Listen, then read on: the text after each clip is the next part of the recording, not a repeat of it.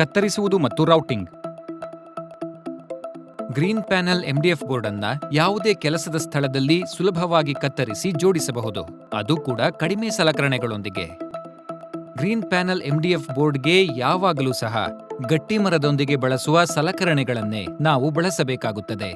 Hand cutter ಬಳಸೋ ಸಮಯದಲ್ಲಿ ಯಾವಾಗಲೂ ಪ್ರೀಲ್ಯಾಮಿನೇಟೆಡ್ ಎಂಡಿಎಫ್ ಬೋರ್ಡ್ನ ಡೆಕೋರೇಟಿವ್ ಭಾಗ ಮೇಲ್ಬರೋ ಹಾಗೆ ಇಟ್ಟು ಮತ್ತು ಕತ್ತರಿಸುವಾಗ ಮೇಲಿನ ಭಾಗದಲ್ಲಿ ವಕ್ರಕೋನದಲ್ಲಿ ಕತ್ತರಿಸಬೇಕು. ಗ್ರೀನ್ ಪ್ಯಾನೆಲ್ ಪ್ರೀಲ್ಯಾಮಿನೇಟೆಡ್ ಎಂಡಿಎಫ್ ಬೋರ್ಡ್ ಅನ್ನ ಕತ್ತರಿಸೋ ಮೊದಲು ಸಣ್ಣ ಮತ್ತು ಹರಿತವಾದ ಲ್ಯಾಮಿನೇಟ್ ಕಟರ್ನಿಂದ 0.2 ಮಿಲಿಮೀಟರ್ ಗೆರೆಯನ್ನ ಎಳೆಯಿರಿ ಮತ್ತು ಗೆರೆ ಎಳೆಯುವ ಸಮಯದಲ್ಲಿ ಲ್ಯಾಮಿನೇಟ್ನ ಮೇಲಿನ ಭಾಗ ಕತ್ತರಿಸುವಷ್ಟು ಒತ್ತಿರಿ. ಇದರಿಂದ ಬೋರ್ಡ್ ಕತ್ತರಿಸುವಾಗ ಅದಕ್ಕೆ ಯಾವುದೇ ಹಾನಿಯಾಗುವುದಿಲ್ಲ. ಕತ್ತರಿಸಲು ಗರಗಸವನ್ನು 35 ಡಿಗ್ರಿ ಕೋನದಲ್ಲಿಡಿ ಮತ್ತು ಗ್ರೀನ್ ಪ್ಯಾನೆಲ್ ಎಂಡಿಎಫ್ ಬೋರ್ಡ್ ಅನ್ನು ಮೇಲಿನಿಂದ ಕೆಳಗಿನವರೆಗೆ ಅಡ್ಡವಾಗಿ ಕತ್ತರಿಸಿ. ಗ್ರೀನ್ ಪ್ಯಾನೆಲ್ ಎಂಡಿಎಫ್ ಬೋರ್ಡ್ ಕತ್ತರಿಸಲು ಈ ಕೆಳಗಿನ ರೀತಿಯ ಹ್ಯಾಂಡ್ ಕಟರ್ ಬ್ಲೇಡ್ಗಳನ್ನ ನೀವು ಬಳಸಬಹುದು. ಉದಾಹರಣೆಗೆ ಟಂಗ್ಸ್ಟನ್ ಕಾರ್ಬೈಡ್ ಸರ್ಕ್ಯುಲರ್ ಸಾ ಬ್ಲೇಡ್, ಟಪಾರಿಯಾ ಟಿಸಿಟಿ ಸಾ ಬ್ಲೇಡ್, ಕಾರ್ಬೈಡ್ ಟಿಪ್ಡ್ ಸಾ ಬ್ಲೇಡ್, ಸಾಟೆಕ್ ಬ್ಲೇಡ್ ಇತ್ಯಾದಿ. ಗ್ರೀನ್ ಪ್ಯಾನೆಲ್ ಬೋರ್ಡ್ನ ಒಳಗಿರುವ ಮರದ ನಾರು ಒಂದು ಕೋನದಲ್ಲಿ ತುಂಬಿರುವುದಿಲ್ಲ. ಆದ್ರಿಂದ ಯಾವಾಗಲೂ ಕ್ರಾಸ್ ಕಟಿಂಗ್ ಹಲ್ಲಿನ ಗರಗಸವನ್ನು ಉಪಯೋಗಿಸಿ. ಅತಿ ಹೆಚ್ಚು ಗ್ರೀನ್ ಪ್ಯಾನೆಲ್ ಎಂಡಿಎಫ್ ಬೋರ್ಡ್ ಅನ್ನ ಕತ್ತರಿಸೋದಿಕ್ಕೆ ಟಂಗ್ಸ್ಟನ್ ಕಾರ್ಬೈಡ್ನ ಹಲ್ಲಿರೋ ಹ್ಯಾಂಡ್ ಕಟರ್ ಅನ್ನ ಉಪಯೋಗಿಸಿ.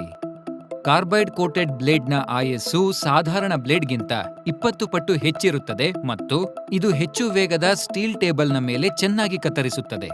ಸ್ವಚ್ಛ ಹಾಗೂ ಸಮತಲದ ಕತ್ತರಿಸುವಿಕೆ ಹಾಗೂ ನಿಮ್ಮ ಹ್ಯಾಂಡ್ ಕಟರ್ನ ಆಯಸ್ಸನ್ನ ಹೆಚ್ಚಿಸೋದಿಕ್ಕೆ ಈ ನಿರ್ದೇಶನಗಳನ್ನ ಪಾಲಿಸಿ. ಯಾವಾಗಲೂ ಹರಿತವಾದ ಕಟರ್ ಅಥವಾ ಬ್ಲೇಡ್ ಅನ್ನ ನೀವು ಬಳಸಿ. ಕಟರ್ನ ವೇಗ ಕನಿಷ್ಠ 3600 RPM ಇರಲಿ. ಕಟರ್ನ ಮೂಲೆಗಳನ್ನ ನೇರವಾಗಿರಿಸಿ. ಕತ್ತರಿಸುವಾಗ ಬೋರ್ಡ್ನ ಮೇಲೆ ಸಮತೋಲನ ಹಾಗೂ ನಿಯಂತ್ರಣವನ್ನ ಕಾಪಾಡಿಕೊಳ್ಳುವುದು ಬಹುಮುಖ್ಯ.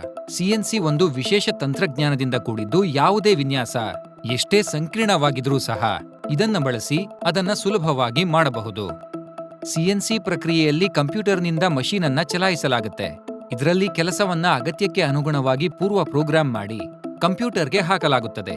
ನಂತರ ಕಂಪ್ಯೂಟರ್ ಮೂಲಕ ಪ್ರೋಗ್ರಾಂಗೆ ಅನುಗುಣವಾಗಿ ಎಲ್ಲ ಯಂತ್ರೋಪಕರಣಗಳನ್ನ ನಿಯಂತ್ರಿಸೋ ಮೂಲಕ ಕೆಲಸವನ್ನ ಮಾಡಲಾಗುತ್ತೆ. ಈಗ ಸ್ವಯಂಚಾಲಿತ ಉದ್ಯಮದ ಪ್ರವೃತ್ತಿ ಬಹಳಾನೇ ಹೆಚ್ಚಾಗಿದೆ ಮತ್ತು ಅದರಲ್ಲಿ ಸಿಎನ್ಸಿ ಬಹುದೊಡ್ಡ ಪಾತ್ರವನ್ನ ವಹಿಸುತ್ತೆ. ಯಾಕಂದ್ರೆ ಅದರ ಮೂಲಕ ಒಂದೇ ರೀತಿಯ ಕೆಲಸವನ್ನ ಹಲವು ಬಾರಿ ಯಾವುದೇ ತಪ್ಪಿಲ್ಲದೆ ಮಾಡಬಹುದಾಗಿದೆ.